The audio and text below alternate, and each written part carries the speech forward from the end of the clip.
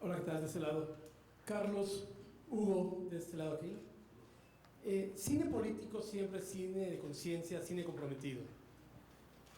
¿Por qué no atreverse a dar los nombres de los políticos cuando hay mucha gente, muchos jóvenes que no vivieron la época, no los conocen, no los van a ubicar? ¿Por qué esta cobardía a lo mejor de no dar el nombre a los políticos y de esta manera ser más contundente el mensaje? No es un problema de cobardía, es un problema de ética y de moral. Yo no puedo, justamente cuando Andrea preguntó antes, iba a dar esta introducción, más o menos es lo mismo que contestó Carlos. Nuestra política, es decir, nuestra línea fue, cuando un personaje estaba basado en documentación, en declaraciones, en testimonios, le poníamos nombre. Cuando estaba generado a partir de uno o varios personajes en intuiciones, rumores, y que nosotros generamos una situación para que nos funcione dramáticamente en la película, no le pusimos nombre. Es simplemente por eso. Yo no puedo decir fulanito de tal hizo esto, porque no lo tengo ni declarado ni probado. Tú no puedes acusar a nadie. Tú no puedes acusar a nadie sin pruebas. Tú no puedes decir tal. Entonces, digo, además de la demanda, ¿no? Perjurio, que es eso, tú no puedes hacerlo. Tú tienes que tener unos límites morales, que eso no sucede. Y nosotros sí apelamos un poco a decir, bueno, tenemos que limitarnos y no podemos dar los nombres por eso. Cobarde, vamos, esto es una película valiente. O sea, yo nunca podría utilizar el adjetivo de cobarde. Es de huevos, ¿no? ¿O tú qué crees? ¿Tú te pondrías aquí a dirigir la película como yo y dar la cara y decir lo que yo digo? No. Yo la palabra cobarde me suena así como ja. O sea, es valiente, eso es lo que tenemos. Yo me siento así. Cuando me dicen, últimamente, ¿sabes qué sucede? Me hablan por teléfono y me dicen, ya vi la película, qué valiente. Yo esperaba que me dijeran, ya vi la película, está padrísima, está increíble, qué valiente. Y digo, caray, ¿de eso se trata? Porque aquí nadie dice las cosas, ¿no? O sea, calladito te ves más bonito. Y mejor quedarse callado, y ahí busco mi caminito y me hago conchita, y el huesito, y el no sé qué, y ya cómo ha sido la política. Entonces, hay que decir las cosas, hay que hablar, hay momentos importantes, momentos de verdad. Y estos 132 tienen muchos huevos y mucho valor de ponerse de frente y decir, yo estoy aquí. Y eso me hizo pensar a mí, no estamos solos, no somos únicos. No estoy solo, hay otros mexicanos que también tienen huevos, tienen ética, tienen valores y tienen la responsabilidad y dicen, yo sí voy. Y no tiene que ser valiente o cobarde, es de tener una responsabilidad, pensar qué es lo que tú debes de hacer, cuál es tu misión, qué quieres hacer, cuál es tu verdad, cómo respondes a una situación como la actual, cómo respondes a la manipulación de los medios, cuando tú estuviste ahí, cuando los medios dicen una mentira absoluta y tú dices, no puede ser, si yo estaba ahí, yo lo vi. Pues tienes que decir algo. Y ahí es donde estamos nosotros diciendo algo. Verdad, equidad, justicia, o transparencia. Eso es lo que tiene que existir. Tenemos que mostrar eso. Y ahí es donde estamos nosotros, ¿no? Entonces ya no utilices esa palabra, por favor. Yo quiero añadir, también se trata de levantar preguntas. Si los jóvenes que no tenemos memoria de ese hecho o que simplemente no lo vivimos, entramos a ver la película, la idea es que después de eso investiguemos, es nuestra responsabilidad como jóvenes, somos nosotros los que nos quedamos con el país. Entonces no se trata de que te den todo, se trata de que te empujen, que te digan esto fue lo que pasó y de ahí tú sigas. Por eso es importante. Hola, ¿qué tal? Buenos días, por acá. Me llamo Nadia Sanders. Vengo de cnnmexico.com. Felicidades por el trabajo, todos los actores parecieron excelentes. Tengo varias dudas. Vi la película con alguien más que tuvo una percepción similar a la del colega. Decía, bueno, ¿por qué no dicen quién es Jiménez Cacho? ¿Por qué no dicen que es fulano de tal? Dice, eso tú y yo lo sabemos porque tenemos cierta cultura política, pero vamos, que digan el nombre y que digan qué tan oscuro era el papel que interpreta Jiménez Cacho. Voy a plantear algunas dudas. Entonces el jefe de asesores sí queda como un personaje, realmente como lo veo yo como espectador, como un fantasma que no acabo de saber, dime quién es ese cabrón. Pienso yo. Pienso que la película, y lo aclara desde el principio, esta es ficción basada en hechos reales. ¿No cree usted como director valdría la pena precisar o no sé, darle pistas al espectador de esto es real, esto está basado en la investigación o esto está basado en documentos esta relación de Ruiz Massieu con el homicidio es ficción de alguna manera para hilar o darle cierto hilo a la historia, porque hasta ciertos puntos se pierde, no sabes, dices, ¿para qué mandan a hacer una investigación que nos lleva a lo mismo, a lo que todo el imaginario colectivo supone, asume, imagina que el magnicidio viene desde Los Pinos, porque supongo que eso es el planteamiento de la película? Queda como una sugerencia, a lo mejor no muy amarrada. Entonces, a lo mejor para el espectador es como una duda, ¿qué tanto es cierto este u otro hecho que tú nos relatas y este otro hecho que también pudo haber sido una ficción? Y a lo mejor en ese argumento pues también pudo haber sido una ficción que no haya sido solo un disparador, un homicida solitario. Y perdón, para concluir nada más, ¿cuántos Carlos Puig participó en el guión? ¿Por qué no está aquí? A ver, te contesto la de Carlos. En el 98 se mandó a hacer un guión que se llama La Culebra, que no tiene nada que ver con este trabajo, ese era un trabajo periodístico. Pero efectivamente había desde siempre un interés de mi parte de que se hablara y se hiciera un guión sobre este proyecto. Esto fue en el 98. Sí les di a leer este trabajo tanto a Hugo como a Carlos, para que conociéramos cómo se había trabajado o abordado ese proyecto.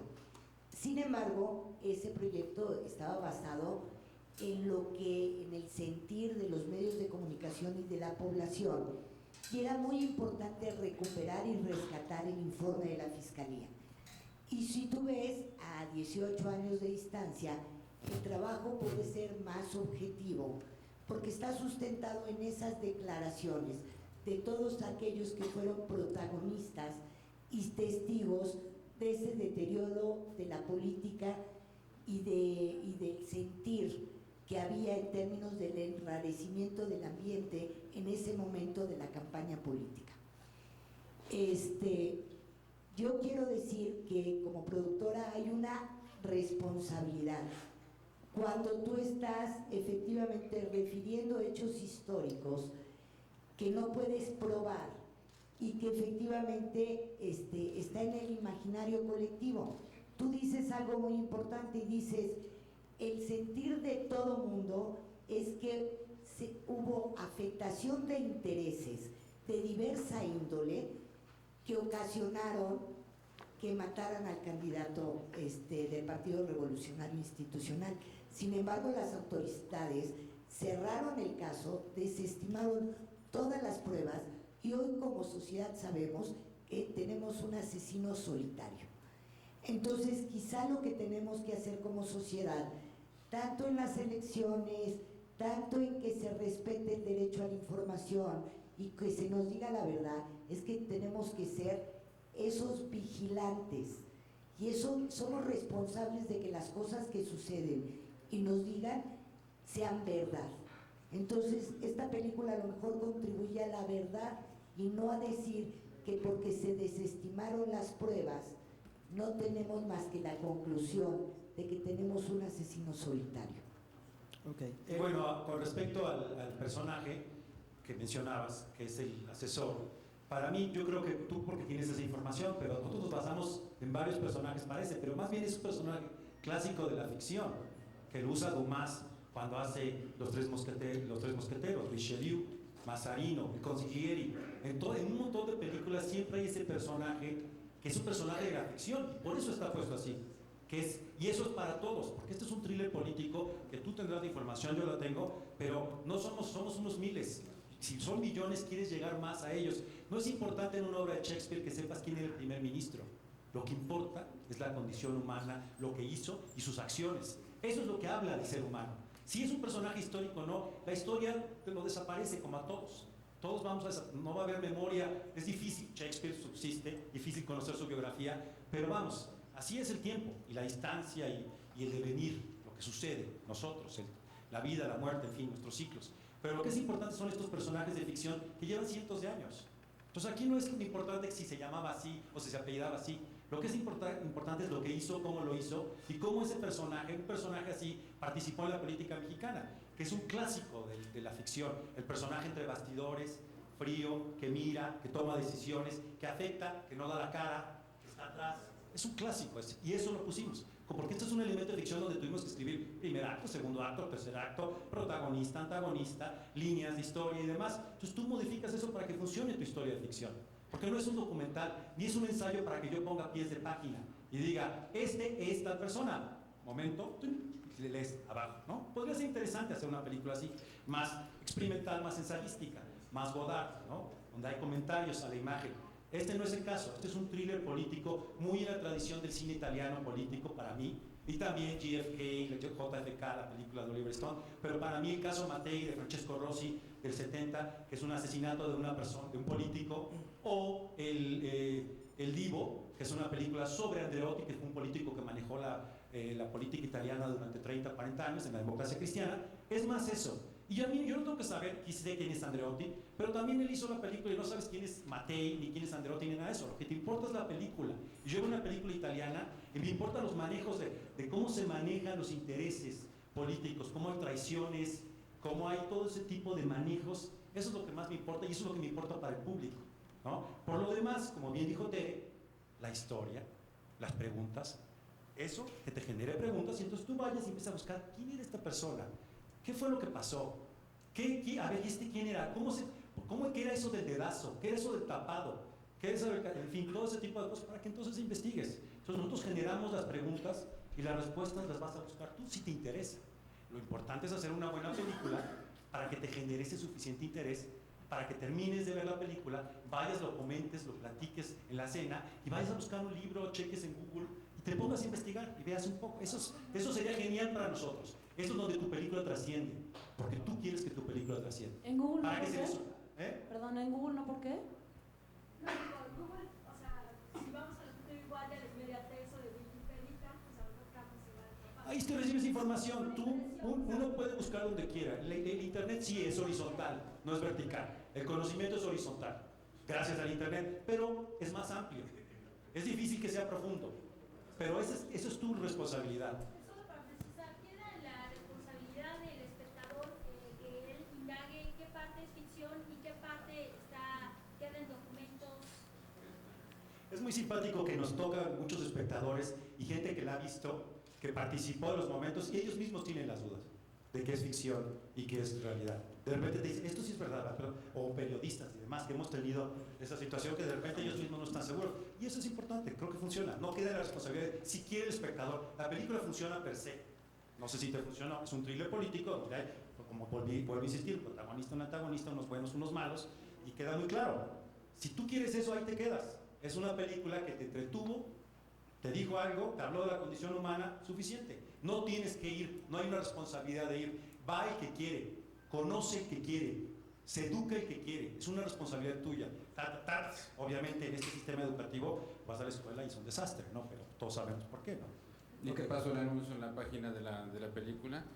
Hay una sección que se llama La Historia Real y ahí está toda la documentación en que nosotros nos basamos y demás. Puedes ir y leerte 3.000 páginas de la fiscalía, puedes leer todas las novelas y material que están en internet, ahí están también, y si no están las referencias bibliográficas que utilizamos.